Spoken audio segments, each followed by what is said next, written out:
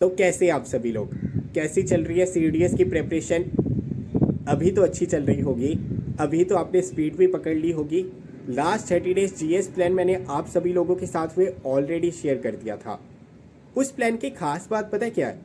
अगर उस प्लान को आप 70-80% भी फॉलो कर लेते हैं तो भी जीएस में आप मिनिमम 40 से 50 तो स्कोर कर पाएंगे, अगर प्लान को एज इट इज़ आपने फॉलो किया। और उस प्लान की दूसरी खास बात क्या थी कि इतने कम टाइम में टॉपिक्स कवर करने के साथ साथ कैसे इफेक्टिवली उन्हें 2 बार हम रिवाइज भी कर सकते हैं, वो भी मैंने आपको समझाया था। अभी आपके पास में 40 डेज का टाइम बचा है, एक हिसाब से लास्ट अल्टीमेटम है। 30 डेज का प्लान अगर आप 40 डेज में भी इफेक्टिवली कंप्लीट नहीं कर पाएंगे ना, तो दिक्कत ये नहीं है कि टाइम कम है, दिक्कत ये है कि आप उतना एफर्ट नहीं डाल रहे जितना डालना चाहिए। 30 डेज प्लान को फॉलो करना है यार, वो भी 40 डेज के अंदर। आसान काम है, हो जाएगा। उसी तरह से आज हम बात करने वाले हैं इंग्लिश के लास्ट 30 डेज प्लान के बारे में। इंग्लिश जो है मेक और ब्रेक का काम करता है, आप सभी को पता है। अभी इंग्लिश प्लान को फॉलो करने से पहले जो सबसे इंपॉर्टेंट चीज़ है ना, कि लास्ट 30-40 डेज के अंदर कितना टाइम हमें जीएस को देना है, कितना टाइम हमें इंग्लिश को देना है, वो बाइफरकेट करना आना चाहिए। हो सकता है इंग्लिश आपकी बहुत ज़्यादा अच्छी हो सकता है इंग्लिश पे उतने ज़्यादा टाइम की ज़रूरत ना हो, या ऐसा भी हो सकता है कि आप जीएस पे इतना ज़्यादा टाइम दे रहे हैं कि इंग्लिश को बिल्कुल भी टाइम नहीं दे रहे। दोनों ही चीज़ें यहाँ पर समझनी होंगी, और कैसे कितना टाइम कौन सी चीज़ों के ऊपर देना है, कौन से सब्जेक्ट को देना है, उसे समझना होगा। अभी इस निष्कर्ष पर पहुंचने के लिए कि जीएस को कितना टाइम देना है और इंग्लिश को कितना टाइम देना है, सबसे पहले आपको ये पता होना चाहिए कि इंग्लिश में आप कहाँ पर स्टैंड करते हैं, कितने पानी में हैं। और ये आपको पता चलेगा जब आप 2 फुल लेंथ मॉक टेस्ट देंगे। सबसे पहला काम आपको क्या करना है, टाइम निकालना है। थोड़ा वक्त लगेगा, 1.5 घंटे का टाइम निकालना होगा 2 दिन।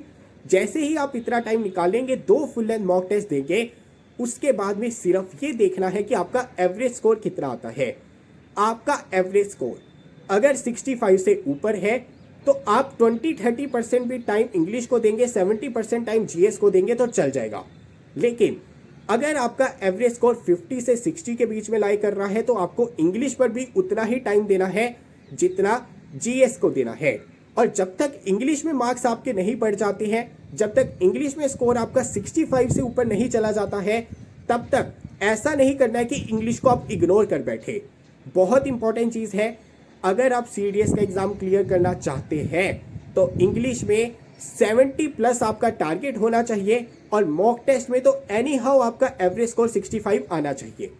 अभी 2 फुल लेंथ मॉक टेस्ट आपने दिए, एक पेपर लेना है, कौन से टॉपिक में कितने क्वेश्चंस आपने अटेम्प्ट किए, कितने गलत हुए, वो सारा का सारा वेरवा जो है आपने लिख लेना है।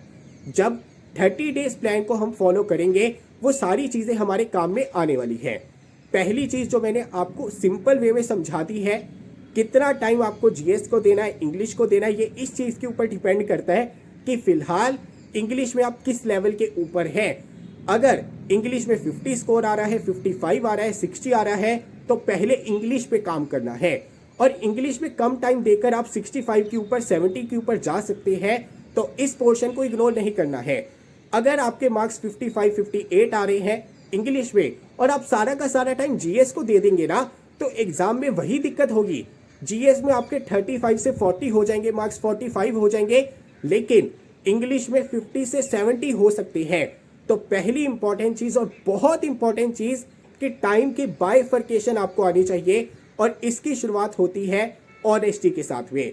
और ऑनेस्टी की शुरुआत होती है, 2 मॉक टेस्ट देने हैं फुल लेंथ, हमारी एप्लीकेशन के ऊपर अवेलेबल है, वहाँ से भी दे सकते हैं, कहीं से भी दे सकते हैं। लेकिन आपको ये एनालाइज करना है कि फ़िलहाल इंग्लिश में आप लोग कहाँ पर स्टैंड करते हैं। जब आपको ये पता चल जाएगा, उसके बाद भी आपने 30 डेज इंग्लिश प्लान को फॉलो करना है।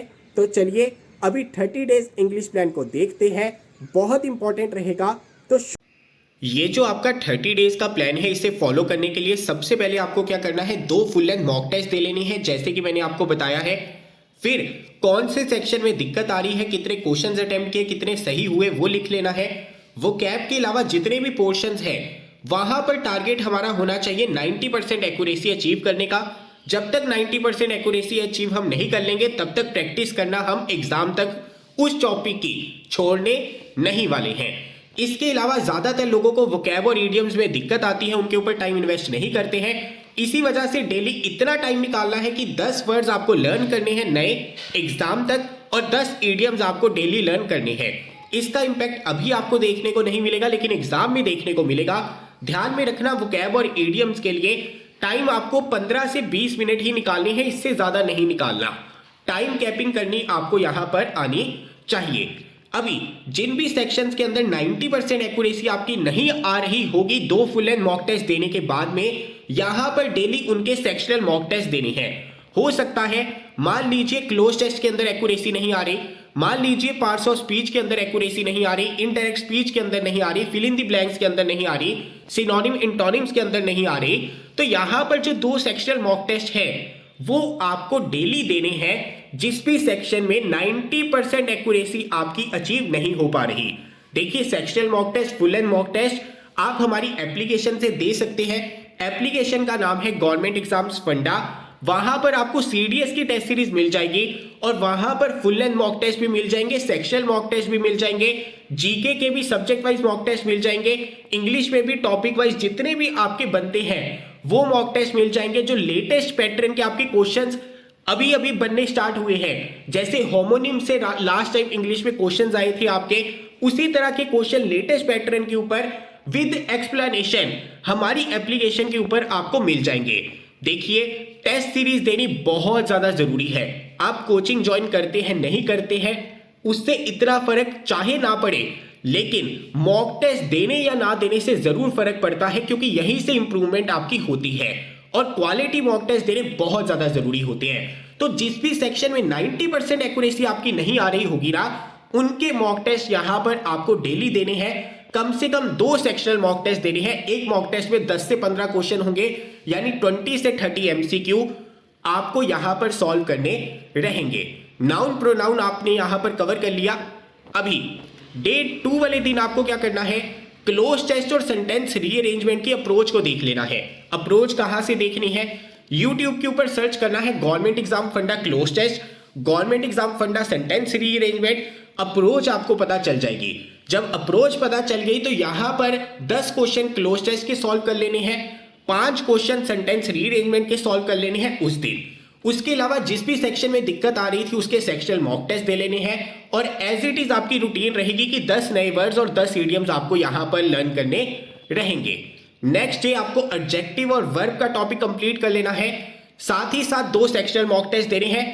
यहां पर चीज वही है, जिस भी सेक्शन में 90% एक्यूरेसी अभी तक अचीव नहीं हुई है उनके क्वेश्चंस यहां पर सॉल्व करना हमारा मोटिव है डेली। अभी ये सारे टॉपिक्स चाहे नाउन है, प्रोनाउन है, वर्ब है, एडजेक्टिव है, प्रेपोजिशन है, पार्ट्स ऑफ स्पीच है, स्पेलिंग मिस्टेक्स है, ये सारे टॉपिक्स आपको हमारे इंग्लिश कोर्स में भी मिल जाएंगे जो मैंने पढ़ा रखे हैं हमारी एप्लीकेशन के ऊपर। अभी नेक्स्ट डे आपको क्या करना है, दोबारा से एक फुल एंड मॉक टेस्ट देना है। जब दोबारा से फुल एंड मॉक टेस्ट देंगे वहां पर आपको देखना है कि कहां पर दिक्कत आई है। दोबारा से मार्क्स आपके बड़े हैं या नहीं बड़े हैं, अगर बड़े हैं तो कौन से सेक्शन में बड़े हैं और कौन से सेक्शन में नहीं बड़े, कहां पर अभी भी एक्यूरेसी आपकी नहीं आ रही। जहां पर एक्यूरेसी अभी भी नहीं आई होगी ज्यादा, सबसे पुअर आप परफॉर्म कर रहे होंगे, उसके सेक्शनल मॉक टेस्ट आपको यहां पर देने हैं। अगले दिन सेंटेंस रीअरेंजमेंट और क्लोज टेस्ट के क्वेश्चन आपको सॉल्व करने हैं दबाकर, जितना भी टाइम मिलेगा। डे 6 दोबारा से सेंटेंस रीअरेंजमेंट, इसके ऊपर काफी ज्यादा टाइम लगता है तो यहां पर इसके रिगार्डिंग क्वेश्चन सॉल्व करने हैं और यहां पर क्लोज टेस्ट के क्वेश्चन सॉल्व करने हैं। और जहां पर एक्यूरेसी नहीं आ रही, चाहे वो गैप का पोर्शन है, पार्ट्स ऑफ स्पीच का है, कोई भी पोर्शन हो सकता है, उसके सेक्शनल मॉक टेस्ट आपको यहां पर देने रहेंगे। Day 7 subject verb agreement preposition के टॉपिक्स कंप्लीट करने हैं। डे 8 दोबारा से एक फुल एंड मॉक टेस्ट देना है और उसे यहां पर एनालाइज करना है, देखना है कि कहां पर दिक्कत आ रही है, कहां पर इंप्रूवमेंट हुई है। देखिए अपनी इंप्रूवमेंट को साथ ही साथ आप ट्रैक करते रहेंगे ना, तभी 30 डेज के अंदर आपके इंग्लिश में मार्क्स इंप्रूव हो पाएंगे। और इंग्लिश में मार्क्स आपके इंप्रूव हो सकते हैं, 5 से 10 मार्क्स आपके बढ़ सकते हैं, चाहे फिलहाल कितने भी मार्क्स आ रहे हैं। इस प्लान को फॉलो करिए, लेकिन शिद्दत के साथ में फॉलो करिए। अभी आपको यहाँ पर नेक्स्ट ये क्या करना है, स्पेलिंग मिस्टेक से रिलेटेड जो इंपॉर्टेंट रूल्स हैं उन्हें कवर कर लेना है, मैंने करवा रखे हैं। फ्रेजल वर्ब्स का टॉपिक लेंथी है तो आधे फ्रेजल वर्ब्स आपको इसी दिन पढ़ लेने हैं। सेक्शनल मॉक टेस्ट आपके चलते रहेंगे। अगले दिन कॉम्प्रीहेंशन की अप्रोच देख लेनी है और जो बाकी के फ्रेजल वर्ब्स हैं उन्हें यहाँ पर कवर कर लेना है। उससे अगले दिन कंजंक्शन और आर्टिकल्स के जो बेसिक कंसेप्ट हैं, जो रूल्स हैं, उन्हें कवर करना रहेगा। अगले दिन कंडीशनल सेंटेंसेस का टॉपिक कर लेना है। यहां से बहुत सारे क्वेश्चन बनते हैं और 3-4 इंपॉर्टेंट रूल्स हैं, कंडीशनल सेंटेंसेस हैं, जिन्हें आपको यहां पर अच्छे से देखना रहेगा। अगले दिन ग्रामर के रूल्स आपको रिवाइज कर लेने हैं। अभी जैसे ही आप ग्रामर के रूल्स रिवाइज कर लेते हैं, आपको दोबारा से अगले दिन क्या करना है, एक फुल लेंथ मॉक टेस्ट दे लेना है। अभी फुल लेंथ मॉक टेस्ट देने का फायदा क्या होगा, आपने ग्रामर के रूल्स ऑलरेडी पढ़ लिए हैं, रिवाइज कर लिए हैं, आपने comprehension, cloze test, para jumble सभी की अप्रोच को देख लिया है, फ्रेजल वर्ब, स्पेलिंग रूल्स, यानी जितने इंपॉर्टेंट टॉपिक्स हो सकते हैं उन्हें रफली आपने देख लिया है। फुल लेंथ मॉक टेस्ट देंगे, अभी आपको इंप्रूवमेंट देखने को मिलेगी और जबरदस्त इंप्रूवमेंट देखने को मिलेगी। अभी अगले दिन क्या करना है, स्पॉटिंग एरर के 30 क्वेश्चन उठाने हैं मिक्स वाले और एनालाइज करना है। एनालाइज कैसे करना है, जो भी क्वेश्चंस आपके गलत होंगे देखना है कि आप क्या सोच रहे थे और क्यों वो क्वेश्चन आपका सही नहीं हुआ है, उसकी एक्सप्लेनेशन को देखना है। सिर्फ 30 क्वेश्चंस उठाने हैं। अगले दिन दोबारा से नेक्स्ट 30 क्वेश्चंस उठाने हैं और एनालाइज करना है, बार बार देखना है। सारा का सारा टाइम इन्हीं 30 क्वेश्चंस को आपको यहां पर देना रहेगा। अगले दिन 60 से 100 क्वेश्चंस यानी नेक्स्ट 40 क्वेश्चंस उठाने हैं और उन्हें यहां पर एनालाइज आपको करना रहेगा। उससे अगले दिन 5 क्लोज टेस्ट उठाने हैं, 5 कॉम्प्रीहेंशन उठाने हैं, उनकी प्रैक्टिस करनी है। अगले दिन दोबारा से 5 क्लोज टेस्ट उठाने हैं, 5 कॉम्प्रीहेंशन उठाने हैं, उनकी प्रैक्टिस करनी है। गोल हमारा क्या है, गोल है 90% एक्यूरेसी अचीव करना। और जिस भी सेक्शन में अभी तक आपकी दिक्कत चल रही होगी उसके सेक्शनल मॉक टेस्ट आपको यहां पर देते रहना है। अगले दिन आपको 5 क्लोज टेस्ट दोबारा से देने हैं और 20 पैरा जंबल के क्वेश्चंस आपको यहां पर सॉल्व करने हैं। अगले दिन पैरा जंबल के अलावा ordering of words in a sentence के क्वेश्चन आते हैं, वो 20 क्वेश्चन सॉल्व करने हैं और 30 क्वेश्चन पैरा जंबल के सॉल्व करने हैं। अगले दिन दोबारा से फुल लेंथ मॉक टेस्ट देना है। ये फुल लेंथ मॉक टेस्ट जब आप देंगे तो आप देखेंगे कि आपकी accuracy most of the portions के अंदर 90% टच कर जाएगी, अगर आप इस प्लान को फॉलो करते हैं और शिद्दत के साथ फॉलो करते हैं। अगले दिन क्या करना है, अभी तक जो आपने वोकैब को पढ़ा है, फ्रेजल वर्ब्स को पढ़ा है, उन्हें यहां पर रिवाइज करना है। उससे अगले दिन दोबारा से ग्रामर रूल्स को रिवाइज करना है। अभी भी आपके पास में 5 से 6 दिन का वक्त होगा। इसमें आपको क्या करना है, देखिए फिल इन दी ब्लैंक्स के क्वेश्चंस आते हैं, उन्हें प्रैक्टिस करना है। लास्ट 5-6 दिनों में वॉइस, डायरेक्ट, इनडायरेक्ट के क्वेश्चंस आ सकते हैं, उन्हें यहां पर प्रैक्टिस करना है। पार्ट्स ऑफ स्पीच के क्वेश्चंस को प्रैक्टिस करना है। और जो होमोनिम्स का टॉपिक लास्ट टाइम आपका आया था, जो हमने अपने नए मॉक टेस्ट के अंदर भी डाले हैं, उन्हें भी यहां पर आपको प्रैक्टिस करना रहेगा। इस तरह से जब आप 30 डेज तक लगातार पावर पैक्ड प्रैक्टिस करेंगे, डेली क्वेश्चन सॉल्व करेंगे, नई चीजें सीखेंगे, अप्रोच के अंदर अपनी क्लैरिटी लाएंगे, यूनिफॉर्मिटी लाएंगे और लगातार ट्रैक रखेंगे कि कहां पर आपकी कितनी एक्यूरेसी आ रही है, कहां पर बढ़ रही है, कहां पर नहीं बढ़ रही है, तो फिर ही आप अपने इंग्लिश के अंदर मार्क्स जो है इंप्रूव कर सकते हैं और काफी अच्छे तरीके से इंप्रूव कर सकते हैं। फिर भी अगर आपको कहीं पर भी दिक्कत आती है तो नीचे कमेंट बॉक्स में पूछिए, एप्लीकेशन के थ्रू मैसेज कीजिए, गाइडेंस हम आपको प्रोवाइड करेंगे। आपका एफर्ट यहां पर चाहिए। अगर शिद्दत के साथ इस प्लान को फॉलो करेंगे, जीएस प्लान को फॉलो करेंगे, इजीली आप ओटीए की कट ऑफ को क्लियर कर पाएंगे। इसके अलावा इस वीडियो को खत्म करने से पहले दोबारा से इंफॉर्म कर देना चाहता हूं, अगर आपको इंग्लिश की प्रैक्टिस करनी है तो गवर्नमेंट एग्जाम फंडा से अच्छा प्लेटफॉर्म और कोई नहीं है। एप्लीकेशन को डाउनलोड कीजिए, टेस्ट सीरीज आपको मिलेगी, ओटीए की, आईएमए की, सेक्शनल मॉक टेस्ट मिलेंगे, टॉपिक वाइज मॉक टेस्ट मिलेंगे, फुल लेंथ मॉक टेस्ट मिलेंगे।